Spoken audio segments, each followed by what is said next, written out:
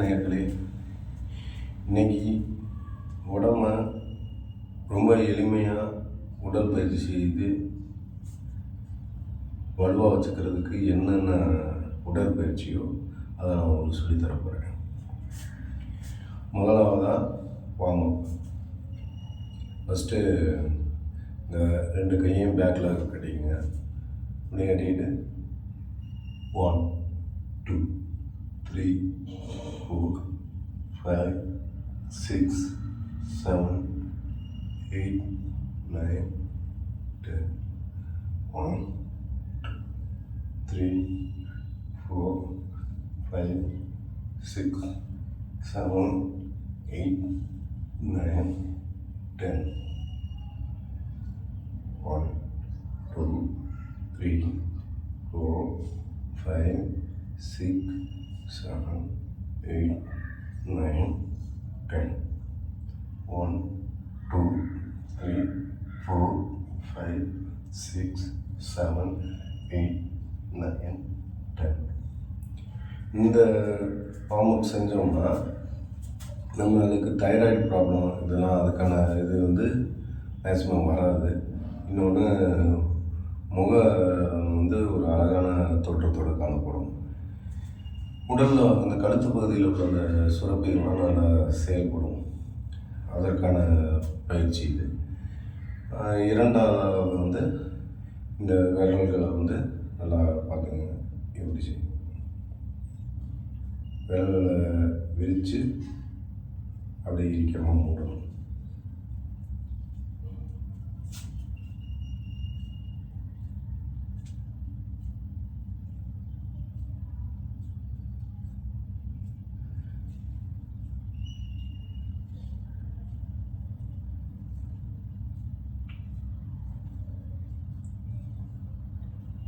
இது ஒரு 5 எண்ணிக்கை இல்லை 10 எண்ணிக்கை. சில பேர்னால இது 5 எண்ணிக்கை மினிமமாக செய்ய முடியும். சில பேரால் 10 எண்ணிக்கை செய்ய முடியும்.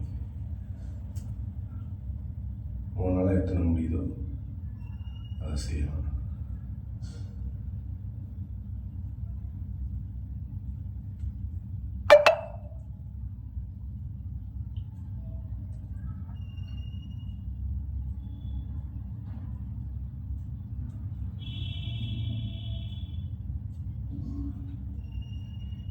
இப்படி பண்ணுறதுனால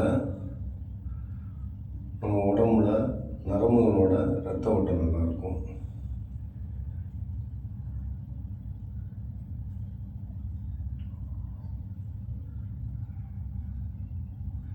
முக்கியமாக கையோட நரம்புகள், இந்த மூளையில் செய்யப்படுற நரம்புகளோட இது செயல்பாடுகள் மிகவும் திறனாக இருக்கும்.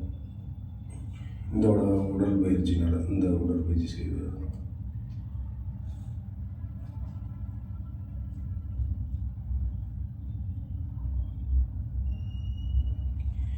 அடுத்ததாக முன்னோக்கி கையை ரொட்டேட் பண்ணும். இதுவும் 10 எண்ணிக்கை இல்லை 20 எண்ணிக்கை.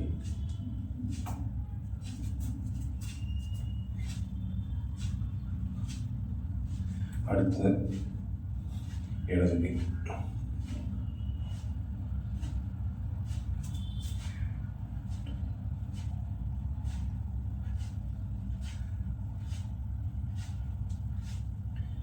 அடுத்து 2 கைகளை முன்னாடி 10 செஞ்ச பிறகு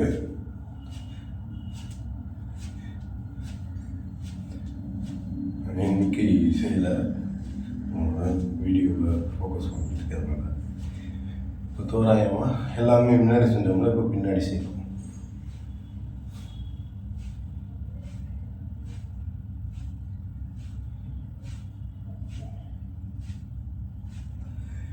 எல்லாமே பின்னாடி செய்யணும்.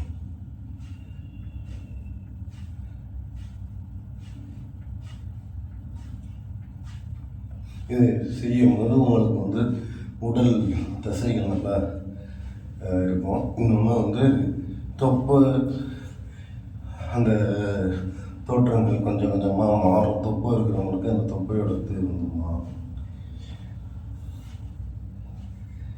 அடுத்து 2 கைகளையும்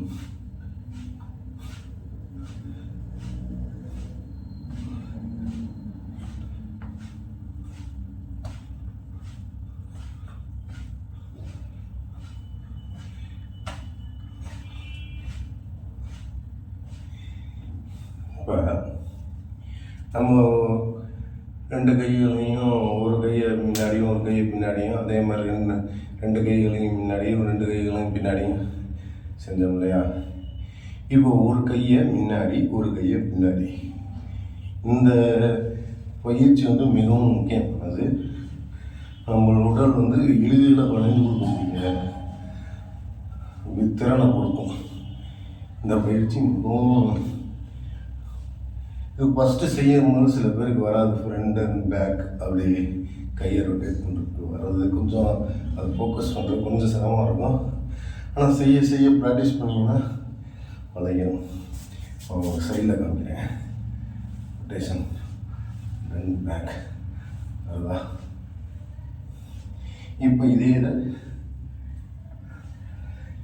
ஃபஸ்ட்டு வலது புறம் செஞ்சோம், இப்போ இடது புறம் செய்யணும். Rotation anti clockwise clockwise. அது மாதிரி ஒரு கையை வலதுபுறம் செஞ்சோம், ஒரு கையை இடதுபுறம் செஞ்சோம். ஒரு 10 முறை செஞ்சால் போகும். இன்னொன்று இந்த இதை செய்யும் போது கையை வந்து பார்த்துக்கோங்க, சிங் முத்திரைன்னு சொல்லுவாங்க. நார்மலாக கையை ஒன்று இறுக்கி இப்படி வச்சுக்கலாம். இறுக்கி வச்சுக்கலாம்னா இந்த கையை வந்து இப்படி மடக்கி இப்படி வச்சுக்கலாம். இப்படி வச்சுக்கிட்டிங்கனாலும் கரெக்டான அமைப்பு தான் உடற்பயிற்சி செய்யும்போது. இன்னொன்று இப்படி வச்சுக்கிட்டிங்கனாலும், அதாவது சிங் முத்திரை, இந்த முத்திரை பயன்படுத்தி இப்படி வச்சுக்கிட்டிங்கனாலும் இதோட இது வந்து பலன் நிற்கும். செய்யும்போது நம்ம கை வந்து இப்படி 3 விரலும் மேல் நோக்கி இருக்கா, செய்யும்போது கொஞ்சம் மடங்குறாப்புல தான் இருக்கும். அதனால் வந்தப்பெல்லாம் தான் இந்த கட்டை விரலும் ஆள்காட்டி விரலும் வந்து இந்த சிங் முத்திரையை பயன்படுத்துகிற மாதிரி 2 விரலும் இப்படி ஒட்டியிருக்கணும். அது ரொம்ப முக்கியமான விஷயம். இப்படி இருக்கும்போது நம்மளோட மூளையில் உள்ள செயல்பாடுகள் கொஞ்சம் நல்லாயிருக்கும், செயல்திறன் நல்லாயிருக்கும். அது ஒரு விஷயம். முக்கியமாக இந்த ரெண்டு சைடும் சுற்றுறது, இந்த எக்ஸசைஸ் பண்ணும்போது நம்மளோட மைண்ட் வந்து ரொம்ப ஃபோக்கஸ்ஃபுல்லாக இருக்கும். அப்புறம் அடுத்த உடற்பயிற்சிக்கு போவோம். இப்போ வந்து கைக்கு ஓரளவு எக்ஸசைஸ் பண்ணியாச்சா, இப்போ நெக்ஸ்ட்டு வந்து ஹிப்புக்கு, வயிறுக்கு ட்ரை பண்ணுறோம். அதான் நம்ம தலையிலேருந்து ஆரம்பித்து லெக் வரைக்கும் போகிற ஃபஸ்ட்டு உடற்பயிற்சி. வார்ம் எடுத்து அப்படியே தலையிலேருந்து ஆரம்பித்து கால் பாருங்க. ஃபஸ்ட்டு இந்த ரொட்டேஷன். கால் வந்து 2 காலும் வந்து ஒரு 15 அடி அகலம் இல்லை 20 அடி அகலத்தில் வச்சுக்கணும். வச்சுக்கிட்டு 2 காலம் சேமாக இருக்கணும். அதோட அகலம் உதாரணத்துக்கு இப்படி இருக்கணும். 2 சேமாக இருக்கணும், சமமாக இருக்கணும். கீழே கால் பாதங்கள் வச்சுக்கிட்டு ஹிப்பில் கை வச்சுக்கோங்க. உங்கள் உடலுக்கு ஏற்றவரை காலை கொஞ்சம் அகலப்படுத்திக்கலாம். இல்லை இது பண்ணுவாங்க. சில பேருக்கு வந்து 15 மீட்டர் அகலமோ 20 மீட்டர் அகலமோ, சில பேர் ரொம்ப ஒல்லியாக இருப்பாங்க, அவங்களுக்கு 15 மீட்டர் அகலம் போதுமானது. 20 மீட்டர் ஆகலாம், 25 மீட்டர்னா அவங்க உடல் பருமனை பொறுத்து, உடல் வாகை பொறுத்து 20, 25 வச்சு கால அகலப்படுத்தி வச்சு இந்த உடற்பயிற்சி செய்யலாம். இப்போ நான் வந்து ஒரு 20 மீட்டர் வச்சுங்க, சென்டிமீட்டர் மீட்டர்னு சொல்லியிருப்பேன், அதுதான் சென்டிமீட்டர். இது வந்து ஒரு 10 எண்ணிக்கை இல்லை 20 எண்ணிக்கை தினமும் செய்யணும். அப்படிங்கிறத விட வாரத்தில் மினிமம் ஒரு 3 நாள் கூட செஞ்சால் கூட வேலை இருக்கிறவங்களுக்கு போதுமானது.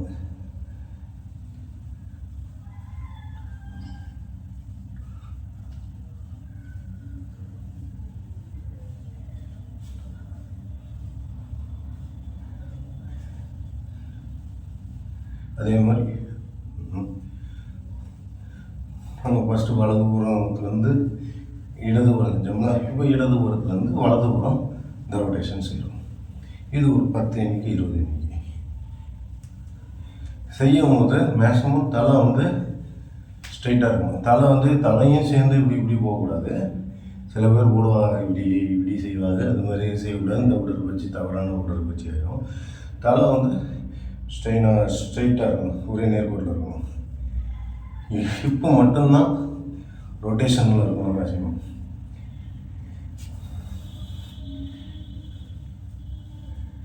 சில பேர் செய்வாங்க, நம்ம உடம்போடையே இப்படியே வருவாங்க, இப்படி வருவாங்க, அது தவறான விஷயம்.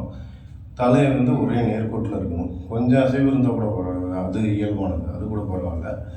ஆனால் தலை வந்து நேராக இருக்கும், லெக்குக்கு நேராக இருக்கும். காலில் நம்ம வந்து கால் எப்படி ஸ்ட்ரெயிட்டாக ஒரே இடத்துல இருக்கோ அதே மாதிரி தலையும் அதே மையப்புள்ளி ஒரே நேர்கோட்டில் இருக்கும்.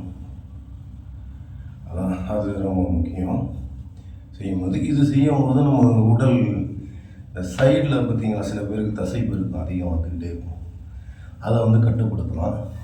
உடல் உள்ளுறுப்பு கணையம், கல்லீரல் இதெல்லாம் ஓரளவு செயல்திறன் நல்லாயிருக்கும். இன்னொன்று செரிமான திறன் அதிகரிக்கும். இந்த இன்சுலின் சுரக்கும்ல, இன்சுலின்லாம் சுரக்குதில்ல, சுகர் ப்ராப்ளம்லாம் வரவிடாமல் தடுக்கிறதுக்கு இது ஒரு நல்ல சிறந்த உடற்பயிற்சி. நம்ம பொதுவாக உடலை வேர்க்கிறாப்புல இப்போ உடற்பயிற்சி செஞ்சாலே இந்த சுகர் ப்ராப்ளம், ப்ரெஷர் ப்ராப்ளம்லாம் வந்து எந்த மனிதனுக்கும் வராது. இது ஒரு முக்கியமான என்னோட தனிப்பட்ட கருத்து, என்னோட அனுபவபூர்வமான ஒரு விஷயமும் கூட.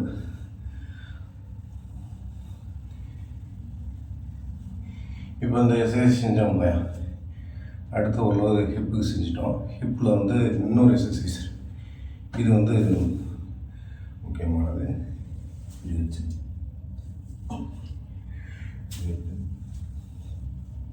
முழங்கால் மடங்கக்கூடாது, காலை அகலப்படுத்திட்டு இது வச்சு. சில பேருக்கு இது செய்கிறது சிரமம்னாலும் உங்களால் முடிஞ்ச அளவுக்கு காலை ஒட்டுறதுக்கு ட்ரை பண்ணுவோம்.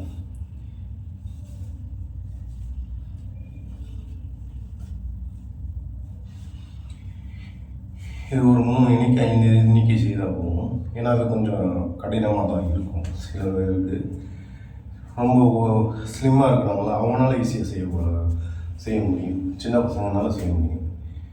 தசை பருமன் அதிகமாக இருக்கிறவங்களால ஒரு 3-5 செய்கிறது கொஞ்சம் அதுவே பெரிய விஷயம். இப்போ நம்மளால செஞ்சுங்கிற கூட நம்ம செய்யும் போது இந்த முழங்கால் வந்து இப்படி ஸ்ட்ரைட்டாக இருக்கும், ஒரே ஸ்ட்ரைட்டாக இருக்கும், இப்படி மடங்கிடக்கூடாது. செய்யும் போது மடங்கக்கூடாது, அது ரொம்ப முக்கியம்.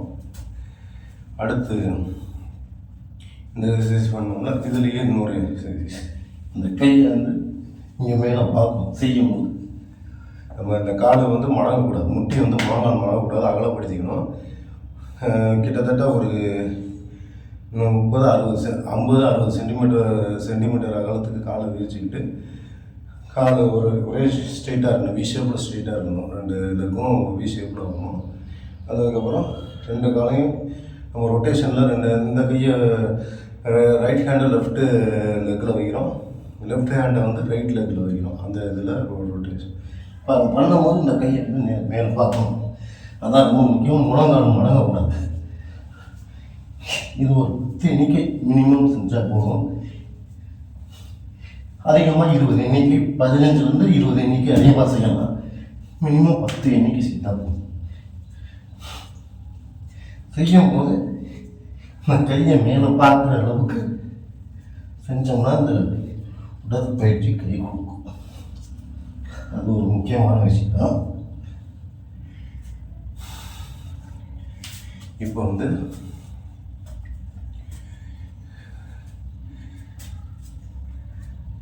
ஹிப்புக்கு ஓரளவு செஞ்சுட்டோம் இல்லையா? ஹிப்பை லெக்கில் வந்து நீங்கள் ஒன்ஸ் மோர் படம் பார்த்தீங்கன்னா அதில் ஒரு ஃபைட்டில் வந்து விஜய் வந்து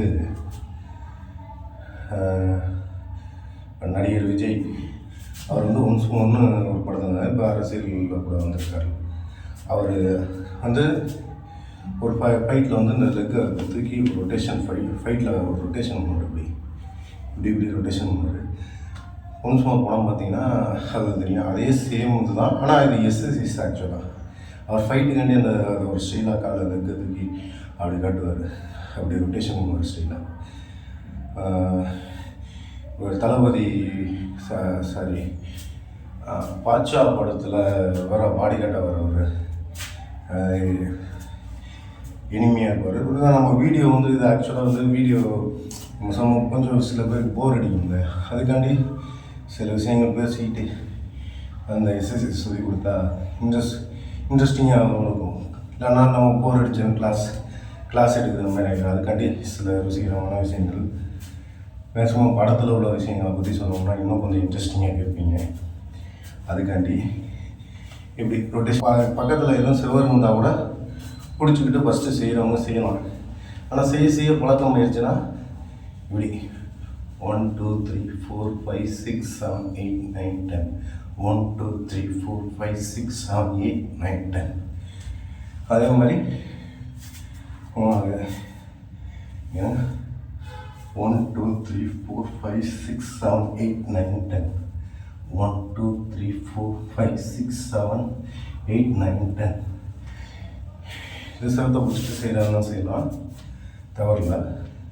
ஆனால் செய்ய ப்ராக்டிஸ் எடுத்துட்டா இப்போ எனக்கு வந்து செய்ய ப்ராக்டிஸ் எடுக்கும்போது ஓரளவு 1 2 3 4 5 6 7 8 9 1 2 3 4 5 6 7 8 9 ஓரளவு ப்ராக்டிஸ் பண்ண வந்துடும். அதே மாதிரி 1 2 3 4 5 6 7 8 9 10 1 2 3 4 5 6 7 8 9 10 1 2.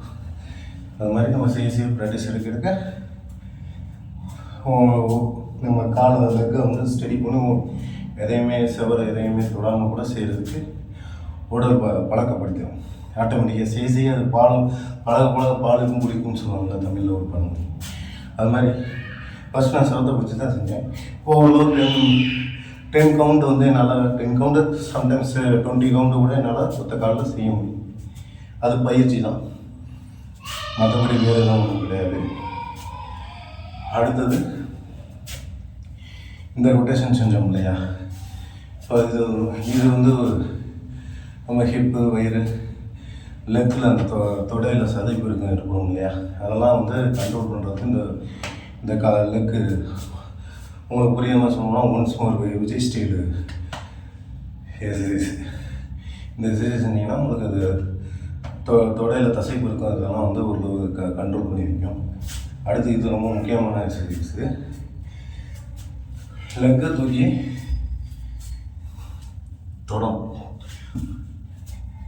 லெக்கை தூக்கி முட்டியில் நெஞ்சில் இறுக்கப்படுத்தி தொடரும்.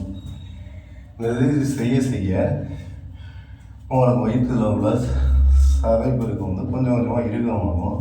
தேவையில்லாத கொழுப்புகள் கெட்ட கொழுப்புகள் வந்து உடம்புல வந்து ரிலீஃப் ஆகும்.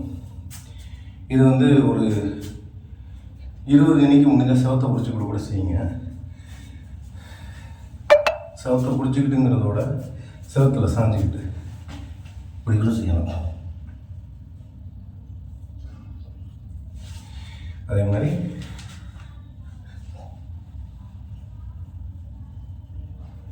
இல்லை செவத்தை பிடிச்சிக்கிட்டு இப்படியும் செய்யலாம். உங்களோட வசதியை பொறுத்து மேக்ஸிமம் வந்து செய்ய பழகிட்டா செவத்தை பிடிக்காமே செய்யலாம். பாருங்க, அதே மாதிரி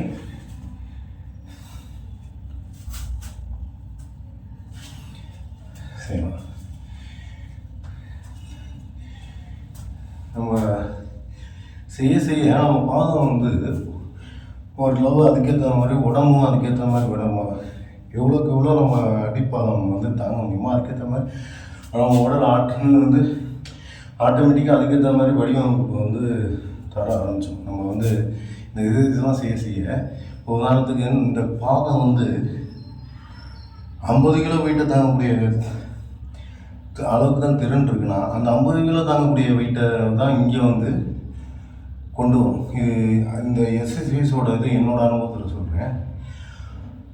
அந்த எஸ்எஸ்வியோட இது அதான் பலன் வந்து அதான். இந்த பாதம் வந்து 100 கிலோவை தாங்கக்கூடிய வெயிட்டாக இருந்துச்சுன்னா இந்த இடத்துல 100 கிலோ உதாரணத்துக்கு 150 கிலோ இருக்கிறாங்க ஒருத்தவங்க, 100 கிலோ தான் தாங்க முடியுமா, 100 கிலோ தான் நம்மளுக்கு மேலே வந்து அந்த வெயிட் இருக்கும். இந்த பாதத்தோட கெப்பாசிட்டியை பொறுத்து தான் இங்கே வெயிட் நம்ம உடல் மேலே, அதாவது லெக்குக்கு மேலே உள்ள வெயிட்டை வந்து அது உடல் வந்து அதுக்கேற்ற மாதிரி வடிவமைப்பு வந்து கிடக்கும். இதுதான் இந்த உடல் பயிற்சியோட ஒரு இது. அடுத்து வந்து லெக்குக்கு பார்த்தாச்சு. தலையிலேருந்து ஆரம்பித்து கழுத்துலேருந்து ஆரம்பித்து இப்போ ஹிப்பு, கால் எல்லாம், கை கால் எல்லாத்துக்கும் நம்ம வந்து எக்ஸசைஸ் பார்த்தோம். இப்போ ஷோல்டருக்கு ஒரு எக்ஸசைஸ். இது வந்து பார்த்துக்கோங்க, பறவை மாதிரி எப்படி பண்ணும். 1 2 3 4 5 6 7 8 9 10 1 2. இது வந்து ஒரு 10 எண்ணிக்கை 20 எண்ணிக்கை செஞ்சாலும் போதும். அடுத்து இதே இது வந்து மேக்ஸிமம் 20 எண்ணிக்கை செய்கிறது ரொம்ப நல்லது. நம்ம உடற்பயிற்சி, இந்த உடற்பயிற்சியெல்லாம் நம்ம ஒரு ஜிம்முக்கு போய் செய்கிறோம்ல, அந்த இரும்பு வெயிட்டை தூக்கி செய்கிறதுக்கு கிட்டத்தட்ட 50% நம்மளுக்கு அதுக்கான ஈவனுக்கான ஸ்ட்ரென்த்து இதில் இந்த எக்ஸசைஸில் அந்த உடற்பயிற்சிகள் கிடைக்கும். இது என்னோடய கருத்து. அடுத்து இன்னொன்று வந்து என்னென்னா, நம்ம உடல் வந்து கிட்டத்தட்ட இது ஆசனங்கள் செய்கிறது மாதிரி, மைண்டு மெடிடேஷன் பண்ணுறது மாதிரி இந்த எக்ஸசைஸ்லாம் பண்ணுறது. இதை பண்ணும்போது நம்மளுக்கு ஒரு ஃபோக்கஸ்டான மைண்டு கிடைக்கும்.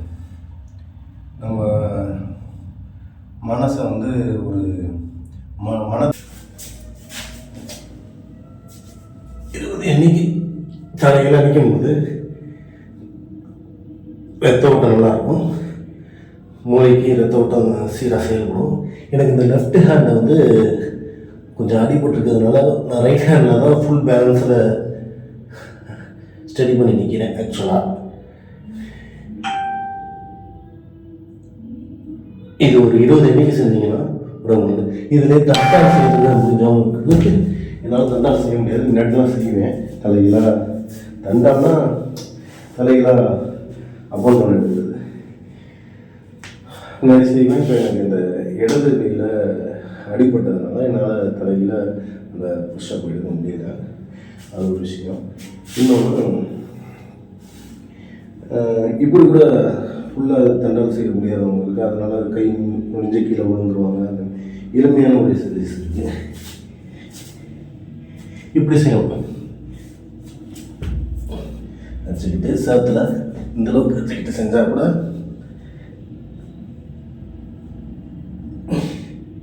ஓரளவு கையை விரித்து செஞ்சால் கூட விங்ஸ் ஸ்ட்ராங்காக இருக்கும். இது ஒரு 10 எண்ணிக்கை செய்யலாம். அதே இது நம்ம லெக்கில் இன்னொரு முக்கியம், இது ரொம்ப கடினமாக இருந்தாலும் கூட இது செஞ்சோம்னா நம்ம லெக்குக்கு ரொம்ப நல்லது. இது செய்யணும். 1 2 3 4 1 2 3 4. இதில் வந்து மாறி மாறி 1 இதில் 3 நமஸ்காரம் செய்வாங்க. இப்படி செய்வாங்க. இதெல்லாம் ரொம்ப எளிமையான எக்ஸசைஸ் தான். கொஞ்சம் வேகமாக செஞ்சு காமிக்கேன், ரொம்ப வீடியோ லென்ஸ் ஓவராக போயிட்டுருக்கு. அதில் இன்னொன்று எக்ஸசைஸ், இந்த ஹிப்பு இப்படி செய்கிறது, இந்த ஹிப்பு இப்படி செய்கிறது.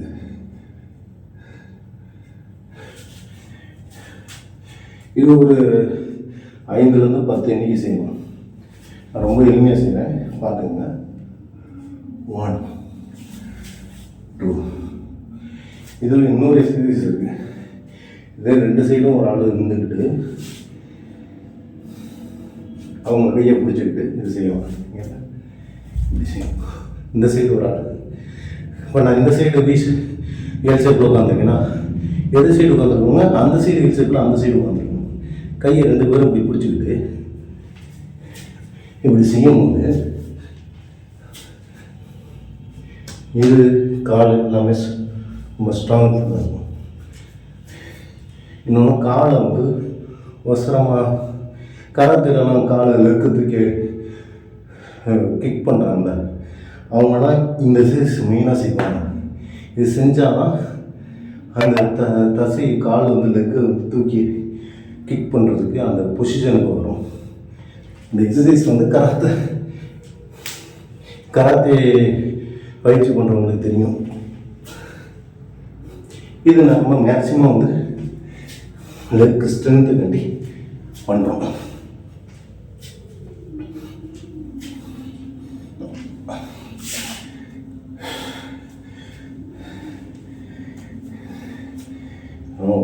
முக்கியமான எக்ஸசைஸ். அடுத்து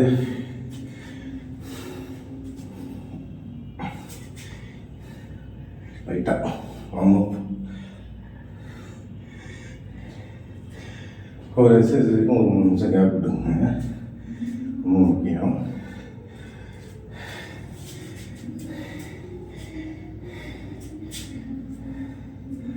எனக்கு இந்த இடது கை அடிபட்டுருக்குதுன்னா இது கொஞ்சம் குணமாயிட்டால் கூட நான் தலையில் இந்த தண்டால் போடுற எக்ஸசைஸ், அதாவது கராத்தே புஷிங்கில் தண்டால் போடுற எக்ஸசைஸ் செஞ்சு தனியான, அதாவது எதையும் டச் பண்ணாமல் லெக் டச் பண்ணாமலாம் செய்ய முடியாது யாராலையும். அது மாதிரி சில குங்ஃபு பயிற்சி எடுத்துக்கிட்டவங்களாம் செய்கிறாங்க. ஆனால் இயல்பாக நம்மள மாதிரி ஆர்டினரி பீப்புள்னால பயிற்சி செய்யாதவங்களால அது எளிதாக செய்ய முடியாது. ஆனால் சிரத்தில் காலை சப்போர்ட் கொடுத்துட்டு இந்த புஷ்அப் உங்களுக்கு வேண்டியனா ஒன்று செஞ்சுக்கணும்.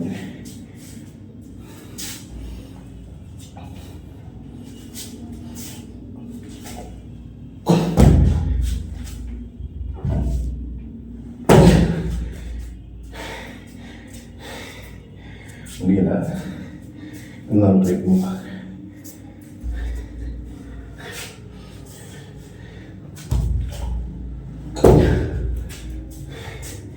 முடியலை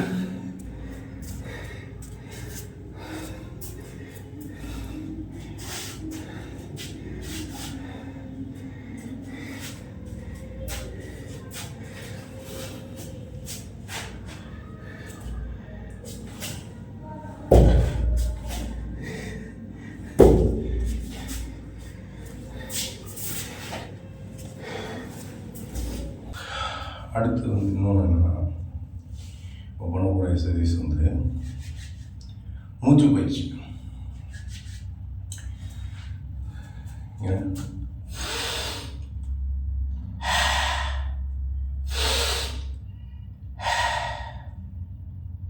ஏன்னா அப்படி கை வச்சிருக்கும் போது அப்படியே மெதுவாக அப்படி கொண்டுட்டு வரும்போது மூக்கால் ஆக்சிஜனை இழுக்கிறோம், வாயால் கார்பன் டை ஆக்சைடை விடுறோம், இழுக்கிறோம், மூச்சை வாயால் விடுறோம், மூக்கால் ஆக்சிஜன் இழுக்கிறோம், வாயால் கார்பன் டை ஆக்சைடை வெளில விடுறோம்.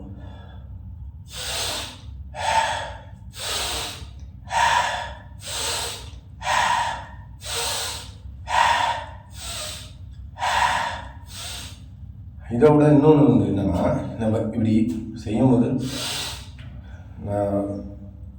ஃபஸ்ட்டு சொல்லும் போது இருங்க இழுக்கிறோம் விடுறோம்,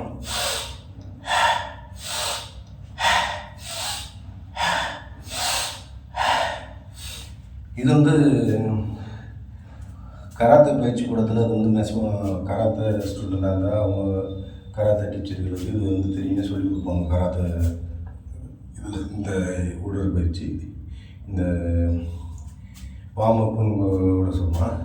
இது வந்து தமிழில் வந்து வாசியோகம்ங்கிற நேமில் இதை ஒரு இதை மூச்சு பயிற்சியாக சொல்லுவாங்க. ஆக்சுவலாக இது வந்து மனத்திறனுக்கும் நுரையீரலுக்கும் சம்மந்தப்பட்ட ஒரு மூச்சு பயிற்சி. செய்யும்போது நம்ம உடல் வந்து நல்லா பவர்ஃபுல்லாக எப்படியும் செய்யலாம், கையை வச்சுட்டு செய்யலாம்.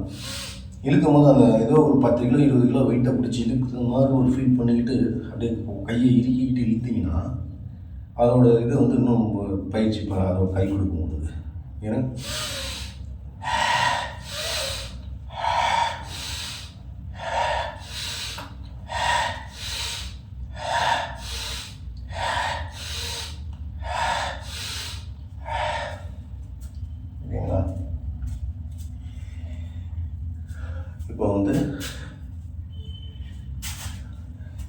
அடுத்த பயிற்சி என்னென்னா ரொம்ப எளிமையான பயிற்சி தான்.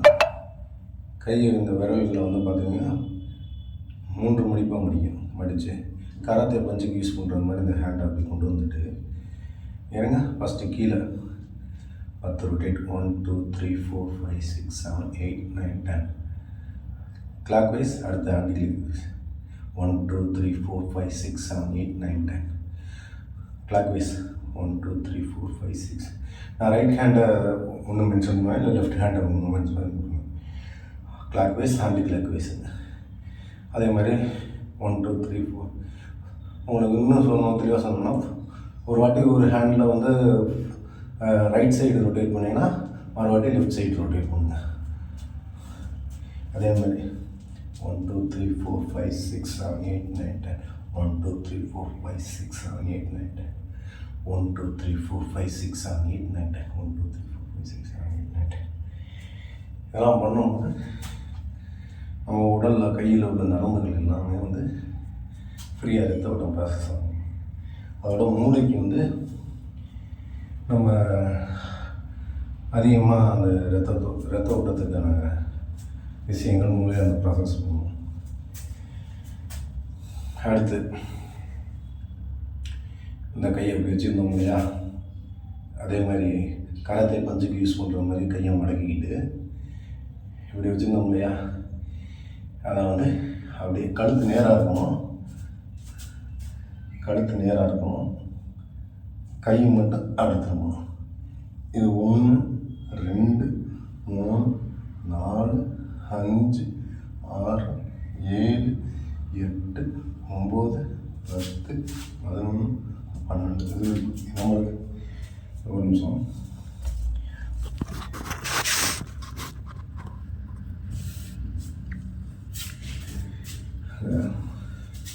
ஒன்று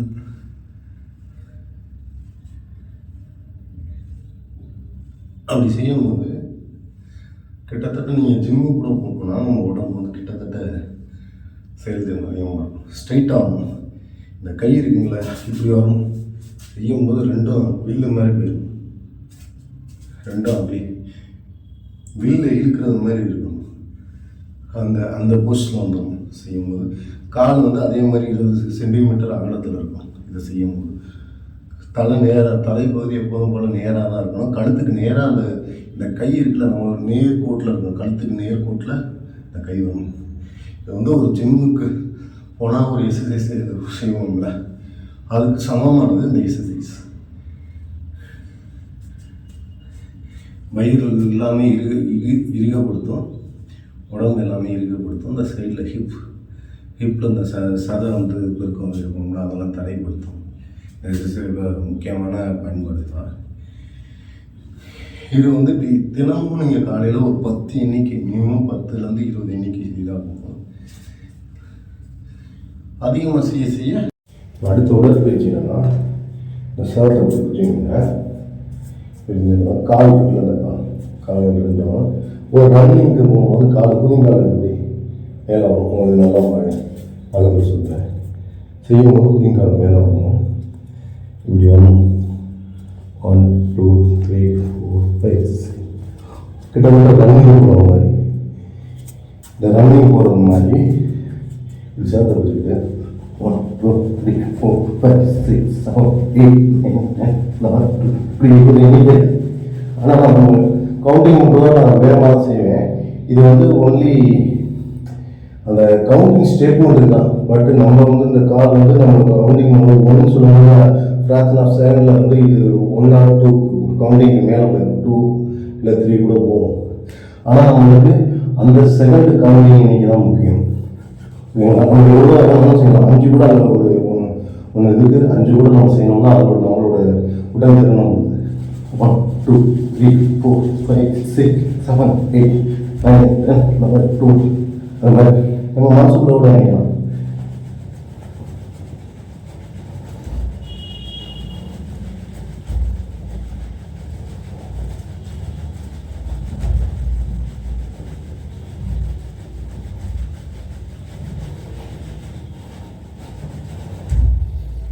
செய்யறதுனால நம்ம கால் வலிமையாக இருக்கும், ஹிப் ஹிப்பு ஃபைல் வந்து குறையும்.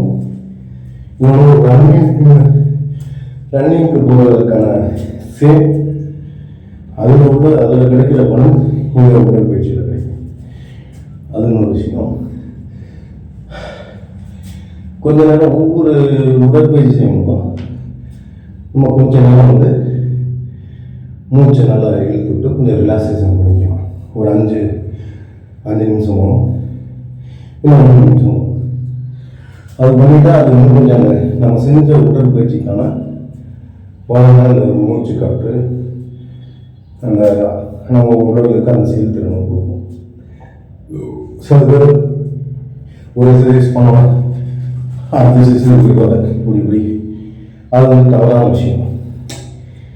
ஒன்று செஞ்சோம்னா அதுக்கு ஒரு அடுத்து வந்து ஒரு 5 நிமிஷமோ ஒரு 3 நிமிஷமோ கேப் கொடுத்து ரிலாக்ஸ் பண்ணணும்.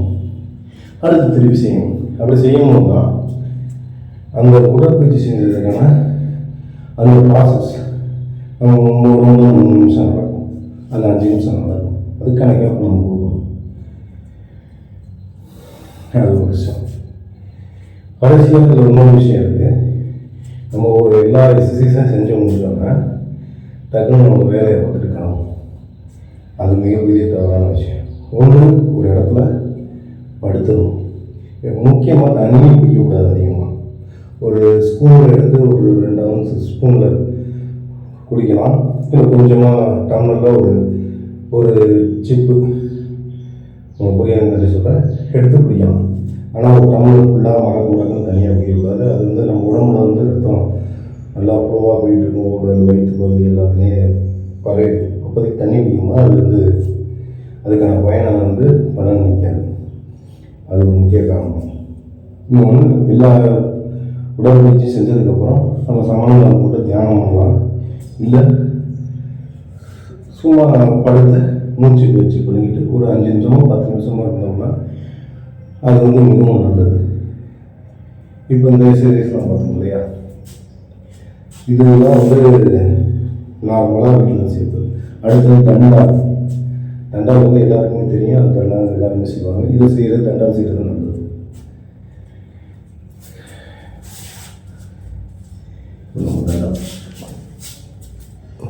தண்டாலில் இன்னொரு வகை இருக்குது. ஃப்ரெண்டில் செய்கிறது இது ஃப்ரெண்ட் தண்டா. இது ஃப்ரெண்டு தண்டா. இப்போ சைடு தண்டானா ஃப்ரெண்டு தண்டால் எப்படி வச்சுன்னா இது வந்து ஓரளவு வந்து ஸ்ட்ரெயிட் லைனில் இருக்குது. ஒரு விஷயத்துக்கு வர்றதுக்கு சைடு தண்டா அகலமாக வைக்கணும். கையை நம்ம ஷோல்டர் சைஸுக்கு அகலமாக வைக்கணும். ஷோல்டர் வித்தோட இன்னும் கொஞ்சம் ஒரு 7 சென்டிமீட்டர் ஆர் 10 சென்டிமீட்டர் அகலப்படுத்தி வச்சுக்கலாம். வச்சுக்கிட்டு செய்கிறது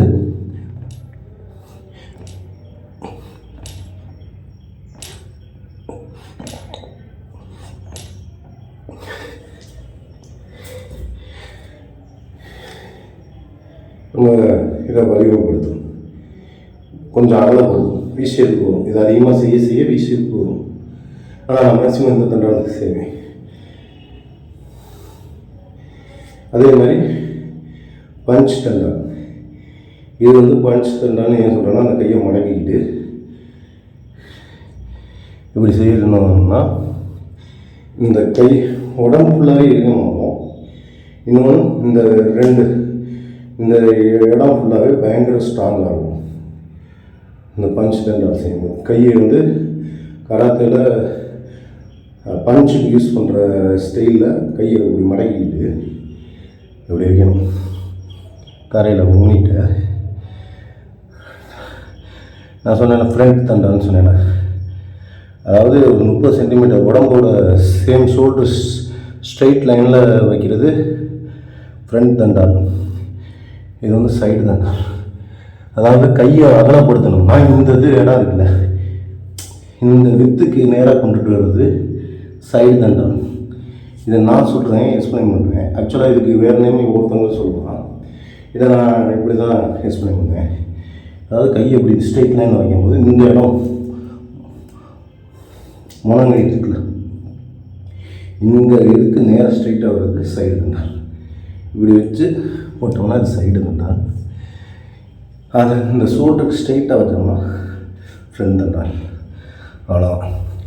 நான் மேக்ஸிமம் வந்து ஃப்ரண்ட் தண்டால் தான் யூஸ் பண்ணுறது, உடம்பு ஸ்லிம்மாக இருக்கிறதுக்கு. வி ஷேப்பில் வரணும்னு நினைக்கிறவங்க அது செய்யலாம். மற்றதில்ல கை ரொம்ப வலிக்கிறது மாதிரி ஃபீல் பண்ணால் துணியை கூட கையில் சுற்றிக்கலாம்.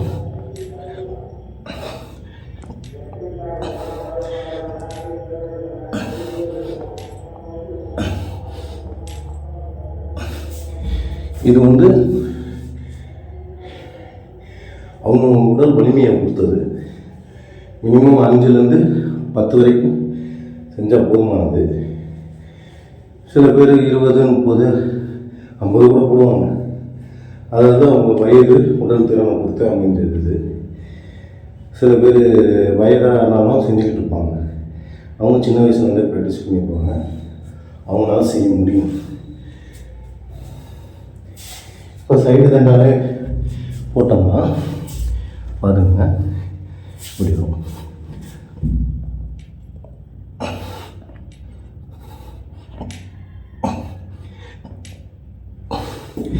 கராத்தே கொஞ்சம் சைடு தண்டா போட்டோம்னா இந்த இடம் ஃபுல்லாக ஜஸ்ட்டு ஃபுல்லாக இருக்கும். இந்த இடம் இருக்கும், இந்த இடம் இது ஃபுல்லாகவே இருக்கும். மெயினாக கை இருக்கும். இதெல்லாம் ஒரு தற்காப்பு கிடையா. இது எவ்வளோ செய்வோமோ தண்டால், பஞ்ச் தண்டால். ஆனால் ஸ்டூடெண்ட்ஸ் அதிகமாக அதை செய்யாதீங்க. ஏன்னா கை வந்து ரொம்ப இருக்க உங்களால் பேனா அவ்வளோ ஒரு எக்ஸாமோ ஏதோ வரும்போது ஒரு எக்ஸாம் 3 hours பேனா பிடிச்சி எழுதுவீங்க. ஆனால் கை ரொம்ப இறுக்கமாச்சுன்னா பேனா பிடிச்சி எழுதும்போது கை வலிக்கும். கை வந்து பேனா பிடிச்சி எழுதுறவங்களுக்கு, அதிகமாக எழுதுறவங்களுக்கு இந்த எக்ஸசைஸ் செய்யாதீங்க, தவிர்த்துங்க. இது நான் உங்களுக்கு சொல்கிறது. எழுத முடியாது. தொடர்ச்சியாக 3 மணி நேரம் ஒரு பேனா பிடிச்சி இந்த எக்ஸசைஸ் செஞ்சிங்கன்னா கை இறுக்கமாயிடும். ரொம்ப ஸ்ட்ராங் ஆகிடுச்சுன்னா அதை பிடிச்சி எழுதும்போது 3 மணி நேரம் தொடர்ச்சியாக எழுத முடியாது. கை வலிக்க ஆரம்பிச்சிடும். ரொம்ப ஸ்ட்ரெயினாக இருக்கிற மாதிரி ஃபீல் கொடுக்கணும். அதனால் பறிச்சு இதெல்லாம் எழுதும்போது அது மாதிரி ஒரு ஃபீலை கொடுக்கும், பெயின் ஃபீலை கொடுக்கும். அதனால் பஞ்ச் தண்டால் மேக்ஸிமம் வந்து ஒரு 2 போடுங்க, 3 போடுங்க, அவ்வளோதான். ரொம்ப செஞ்சிங்கன்னா பேனா பிடிச்சி எழுதுறவங்களுக்கு எழுத்தாளர்களுக்கெல்லாம் இந்த எக்ஸசைஸ் வந்து 1 அல்லது 2 போடுறதே நார்மலாக போதுமானது. ஏன்னா எனக்கு நான் செய்யும்போது, படிக்கிற காலத்தில் செய்யும்போது எனக்கு அந்த விஷயத்தை கொடுத்ததுனால நான் தவிர்த்துட்டேன். என்னால் பேனா பிடிச்சி எழுத முடியாது. அப்போ அந்த எக்ஸசைஸ் இந்த தண்டால் பஞ்ச் தண்டால் அதிகமாக செய்யும்போது என்னால் பேனா பிடிச்சி எழுதக்கூடிய விஷயம் வந்து முடியலை. படித்த டயத்துலேயே எது இல்லை, ஒரு கட்டுரை அசைன்மெண்ட் எழுத கொடுத்தா கூட பள்ளி பருவத்துலேயும் கல்லூரி பருவத்துலேயும் என்னால் அதை செயல்படுத்த முடியலை. அந்த அனுபவத்தை சொல்கிறேன். அதனால் அதை தவிர்த்துருங்க. இந்த பஞ்சு தண்டால் வந்து செய்கிறது 1 2 செஞ்சுதான் போதுமானது. அடுத்து செய்யுங்க. இதான் நீங்கள் ஜிம்முக்கே போகாமல் உடல் ஆரோக்கியமாக வச்சுருக்காங்க. எளிய வழிமுறைகள்.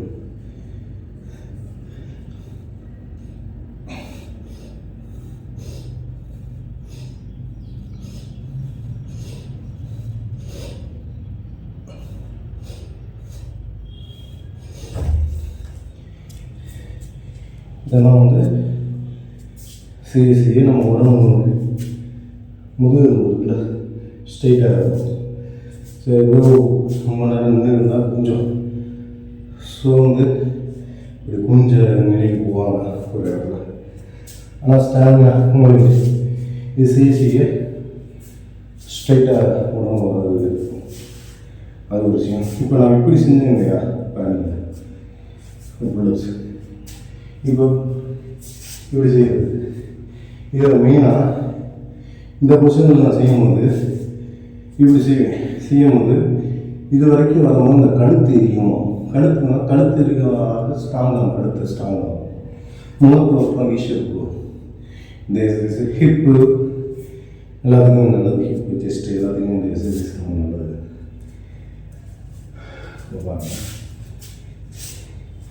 இந்த எக்ஸசைஸ் வந்து என்னோடய வயதுக்கு நான் எப்போயாவது தான் நானும் செய்வேன், தொடர்ச்சியாக செய்கிறதில்ல. ஆனால் மேக்ஸிமம் அந்த டம்பிள்ஸ் எடுத்து செஞ்சோம்னா இந்த எக்ஸசைஸ் மினிமம் ஸ்டார்டிங்லேயே 10லேருந்து 20 எண்ணிக்கை வந்து செய்யலாம். டம்பிள்ஸ் எடுத்து செய்யாதவங்களுக்கு, ஏன்னா இந்த இடத்துல தான் நமக்கு இந்த ஜாயிண்டில் தான் நமக்கு ஸ்ட்ரென்த் இருந்தால் தான் இது அவ்வளோ செய்ய முடியும். இந்த ஜாயிண்டில் வந்து நமக்கு ஸ்ட்ரென்த் இல்லைன்னா இங்கே ஸ்ட்ரென்த் இருந்தாலும் சரி, இங்கே ஸ்ட்ரென்த் இருந்தாலும் சரி, ஷோல்டர் ஸ்ட்ரென்த் இருந்தாலும் இந்த ஜாயிண்டில் ஸ்ட்ரென்த் இருக்கும்போது தான் அந்த எக்ஸசைஸ் செய்ய முடியும். அதை நல்லா புரிஞ்சுக்கோங்க. நான் ஆச்சுன்னா உங்களுக்கு சொல்லி கொடுக்குறது. இன்னொரு வயதுக்கு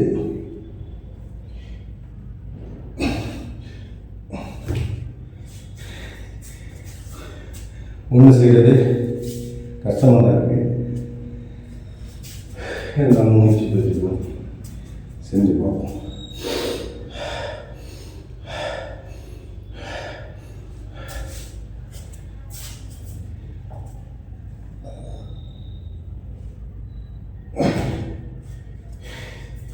இது ஒன்று.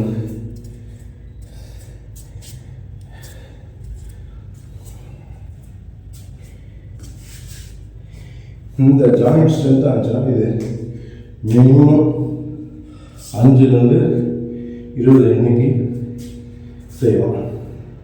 இந்த ஜாயிண்ட் ஸ்ட்ராங்காக கொடுத்துருக்கு. ஜாயிண்ட்டுங்கிறது இந்த இடம் மணிக்கட்டு. இன்னொன்று நம்மளோட ப்ரீத்திங் கெப்பாசிட்டியை பொறுத்து இருக்குது. அடுத்ததாக நம்ம தியானம் பண்ணுவோம்.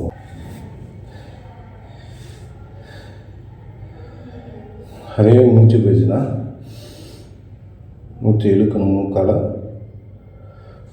வாயால் விடணும். இழுக்கணும், வாயால் விடணும். In out, in out, in out, in out. இது வருது.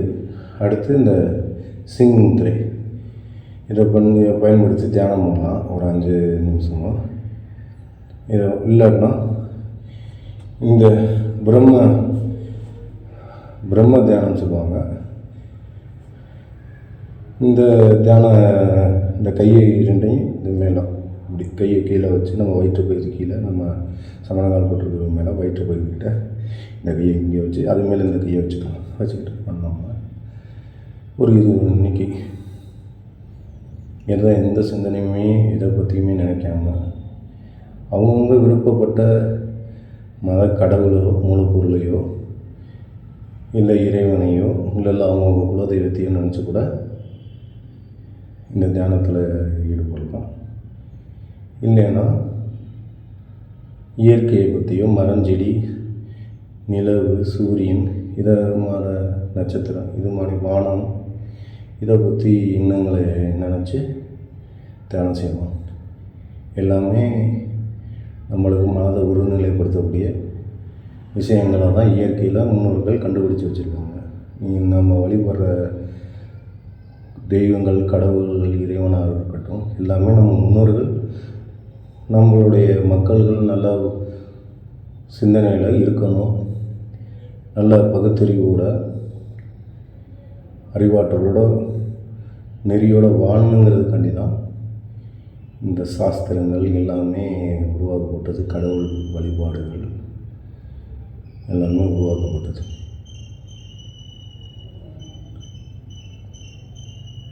ஒரு 20 எண்ணிக்கையிலேருந்து ஒரு 5 நிமிடங்கள் வரைக்கும் இதை நம்ம தியானத்தில் ஈடுபடுறது.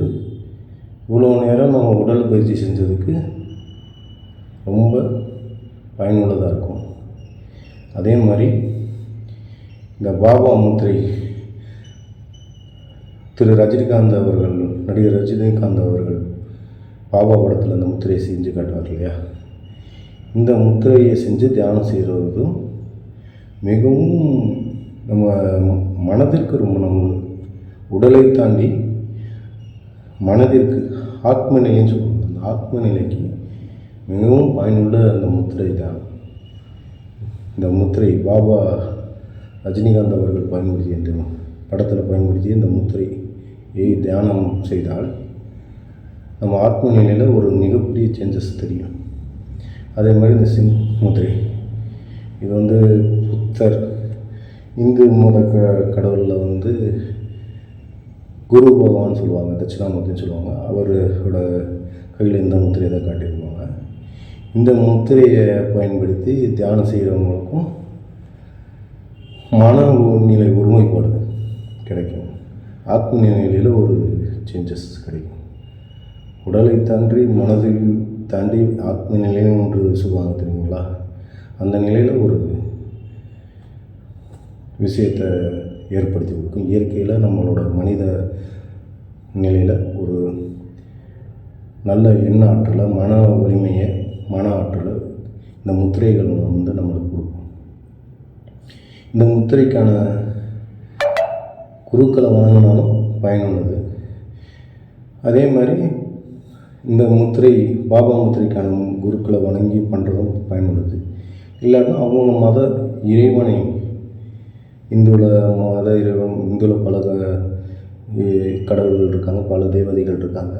இஸ்லாமியத்தில் குருக்கள் இருக்காங்க. இறைவன் ஒருவனின் வணங்கக்கூடிய மார்க்கமாக இருக்காங்க. அது மாதிரி கிறிஸ்துவத்தில் புத்திசத்தில் ஒருத்தவங்களுக்கு ஒவ்வொரு புத்திசம் எடுத்துக்கிட்டோன்னா புத்தர், கிறிஸ்துவத்தவங்கன்னா மேரி, இயேசுநாதர்னு சொல்கிறோம் இல்லையா? அது மாதிரி அவங்கவுங்களுக்கு என்ன பிடிச்ச இதோ தெய்வ ஆற்றலாக என்ன பேரில் அவங்க வழிபடுறாங்களோ அதை நினச்சி தியானித்தாலும் பயனுள்ளது தான். மொத்தத்தில் நம்ம மனதை ஒருநிலைப்படுத்தக்கூடிய மதச்சார்பற்ற முத்திரைகள் இது பொதுவானது. இறைவன் பொதுவானவர் அப்படிங்கிற மாதிரி சூரியன், ஒளிகள், நீர், ஆகாயம் எல்லாம் பொதுவானது மாதிரி மனிதர்களுக்கு பொதுவான மாதிரி இந்த முத்திரைகளும் பொதுவானது தான். அவங்கவுங்க விருப்பப்படுற தெய்வங்கள், மத கடவுள்களை நினச்சி கூட இந்த முத்திரையை பயன்படுத்தி தியானம் செஞ்சிங்கன்னா இன்னும் உங்களுக்கு மனதளவில் மன ஆற்றல் இன்னும் அதிகப்படுத்தும். நன்றி. இதைத்தான் நான் ரொம்ப வருஷமாக சிறு வயதுலேருந்தே நான் செஞ்சுக்கிட்டு வரேன். இதுக்கு என்ன ரீசன்னா நான் எனக்கு பல மதத்தில் எனக்கு நண்பர்கள், என்னோடய வாத்தியார் இஸ்லாமியத்துலேருந்து வந்திருக்காங்க, இந்துவிலேருந்து வந்திருக்காங்க, கிறிஸ்துவத்துலேருந்து எனக்கு அதாவது பள்ளிக்கூடத்தில் பாடம் எடுத்தவங்கன்னா ஒவ்வொரு மதத்தை சேர்ந்தவங்களும் வந்திருக்காங்க. வாத்தியாராக இருக்கட்டும், டீச்சர் ஆசிரியராக இருக்கட்டும், யாராக இருந்தாலும் ஒவ்வொரு மதத்துலையும் வேற்று மதத்துலேருந்து பாடம் எடுத்தவங்கலாம் இருக்காங்க. அதனால் எனக்கு மத நம்பிக்கை சிறு வயதில் மதம், கடவுள் நம்பிக்கையெல்லாம் அதெல்லாம் என்னன்னே தெரியாத அறியாத வயசுலேருந்து எனக்கு இந்த ஹேபிட் இருந்ததுனால இதையும் எனக்கு பொது உடைமையாக பார்க்கக்கூடிய திறன் தான் அடிப்படையில் அதிகம். அதனால் எனக்கு இது மாதிரி பொதுவாக இந்த முத்திரைகளை மதத்தோடு ஒத்து பார்க்காம பொது உடைமையாக பாருங்கள். பொது உடைமையாக தியானம் செய்யும். தியானம் மிகவும் எல்லா மதத்தினருக்கும், எல்லா மதத்தை சார்ந்த மனிதர்களுக்கும் தியானம் மிகவும் சிறப்பானது. எல்லா மதத்துலேயும் மிகவும் முக்கியமாக பயன்படுத்துகிறது, கடவுள் வழிபாட்டில் பயன்படுத்துகிறது தியானம் தான். மனதை ஒருநிலைப்படுத்துறது தான் மிகவும் முக்கியமானது. அதை தான் நான் எடுத்துருப்பேன். அதனால் தியானம் மிகவும் இறை வழிபாடில் எந்த மதத்தினராக இருக்கட்டும் தியானம் மிகவும் சிறந்தது. அது எல்லா மதத்துலேயும் அதை தான் சொல்லுது. நீங்கள் இந்து மதத்தை எடுத்திங்கன்னா சமணக்கால் போட்டுக்கிட்டு நமஸ்காரம் செய்கிறது, இல்லை முட்டி போட்டுக்கிட்டு நமஸ்காரம் செய்கிறது, இதுதான் இந்து மதத்தில் உள்ள மிக முக்கியமான தியானம். அதே மாதிரி இஸ்லாமிய எடுத்துக்கிட்டிங்கன்னா அவங்களும் தியானம் முறைப்படி தான் அவங்களோட வழிபாடு இருக்கும். கிறிஸ்துவத்தை எடுத்துக்கிட்டிங்கன்னா அதான் தான். எந்த மதத்தை எடுத்துக்கிட்டாலும் தியானம் அடிப்படை. தியானம் தான் மிகவும் அடிப்படையான எல்லா மதத்திலையும் அடிப்படையான. நமஸ்காரத்துலேயும் வழிபாட்டில் கூட மாறுதல் இருக்கலாம், ஆனால் தியானத்தில் மாறுதல் கிடையாது. தியானங்கிறது முட்டி போட்டு செஞ்சாலும் சரி, சமணக்காட்டில் போட்டு செஞ்சாலும் சரி, அமைதியாக கண்ணை மூடி ஒரு மனசை ஒருநிலைப்படுத்துறது எல்லாமே தியானத்துக்கு சமமானது. இதை தான் நேயர்களே இந்த வீடியோவில் உங்களுக்கு இந்த உடற்பயிற்சியையும் இந்த தியானத்தோட முக்கியத்துவத்தையும் பற்றி நான் உங்களுக்கு சொல்கிறது. இதை அவசியம் எல்லோரும் பயிற்சி செஞ்சு பாருங்கள். நம்ம உடலில் இருக்கிற வேர்வைகள் வெளியே சென்றாலே, அசுத்த நீர்கள் வெளியே சென்றாலே உடல் உள்ளுறுப்புகள் சுரப்பிகள் எல்லாமே நல்லா இயங்கிக்கிட்டு இருக்குன்னு அர்த்தம். சுகர் கம்ப்ளைண்ட், ப்ரெஷர் கம்ப்ளைண்ட் எதுவுமே சிறு வயதிலும் நம்ம குழந்தைகளுக்கு இதை செயல்படுத்துங்க. உடற்பயிற்சியை கொண்டு போங்க. தியானம் செய்கிற அந்த ஹேபிட்டை கொண்டுட்டு போங்க. அது நம்ம நாட்டுக்கு, நம்ம அடுத்த சந்ததிகளுக்கு ரொம்ப நல்லது. சின்ன சின்ன விஷயத்துக்கு கூட நம்ம பிள்ளைகளை ஹாஸ்பிட்டல் கூட்டிகிட்டு போகிறோம். சின்னது அதாவது உடல்நல குறைபாடு வர்றது இயல்பானது தான். அது எப்போதுமே அதுக்காண்டி சின்ன விஷயத்துக்கெலாம் உடல்நல குறைபாடு வருதுன்னா நம்ம நோய் எதிர்ப்பு சக்தி இல்லாமல் இருக்கிறோங்கிறது தான் அதுக்கு அர்த்தம். நம்ம உடம்புல நோய் எதிர்ப்பு ஆற்றல் அதிகப்படுத்தணுமா உடல் பயிற்சி அதிகம். நம்ம உடல் பயிற்சி செய்யாத காலத்தில் மரம் வெட்டுவோம், விவசாயம் பார்ப்போம், ஏர் இழுப்போம்.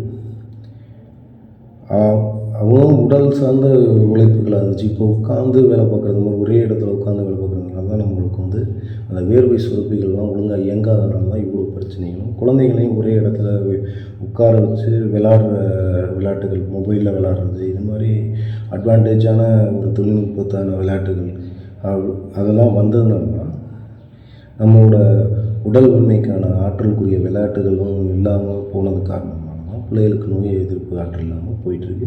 இதெல்லாம் ஃபோக்கஸ் பண்ணி அடுத்த தலைமுறைகளுக்கு உடற்பயிற்சியை கொண்டுட்டு வாங்க. வீட்டுக்கு வீடு தியானம் செய்கிற அந்த ஹேபிட்டை கொண்டுட்டு வாங்க. எல்லாமே தியானம். சில பேருக்கு மத வழிபாடு இருக்கிறவங்களுக்கும் தியானம் தான் செய்கிறாங்க. மத வழிபாடு அதாவது இறை நம்பிக்கை இல்லாதவங்க தியானம் செய்கிறது அதுவும் ஒரு ஒருமைப்பாடுக்கு, ஒரு மன வலிமை கூட்டுறதுக்கு இந்த தியானம் மிகவும் முக்கியமான ஒன்று. இந்த தியானத்தை செய்கிற ஹேபிட்டை எல்லோரும் செய்யணும். உடற்பயிற்சி எல்லோரும் செய்யணும், தியானத்தை எல்லோரும் செய்யணும். அப்போ தான் நம்மளுக்கு ஒரு கரெக்டான முடிவுகள், சரியான ஒரு விஷயத்துக்கு, சின்ன விஷயத்துக்கே கோவப்படுவோம். சில பேர் இயற்கையாகவே ஹைப்பராக இருப்பாங்க, சில பேர் வளர்ந்து ஒரு சூழ்நிலையோ பள்ளிக்கூடத்துலேயோ அவங்களோட சுற்றத்தை வெளி உலகத்தில் சார்ந்த விஷயங்கள்னாலேயோ ஹைப்பர் ஆகக்கூடிய மென்டாலிட்டி வந்திருக்கும். இதெல்லாம் தவிர்க்கிறதுக்கு இந்த தியானம், உடற்பயிற்சின்னு சொல்கிறோம்னா சில நேரங்களில் கரெக்டான முடிவுகள் எடுக்கக்கூடிய மன ஆற்றலை, மனத்திறனை, புத்தியை இந்த உடற்பயிற்சி மன வளர்ச்சியை கொடுக்கும், அறிவாற்றல் கொடுக்கும்.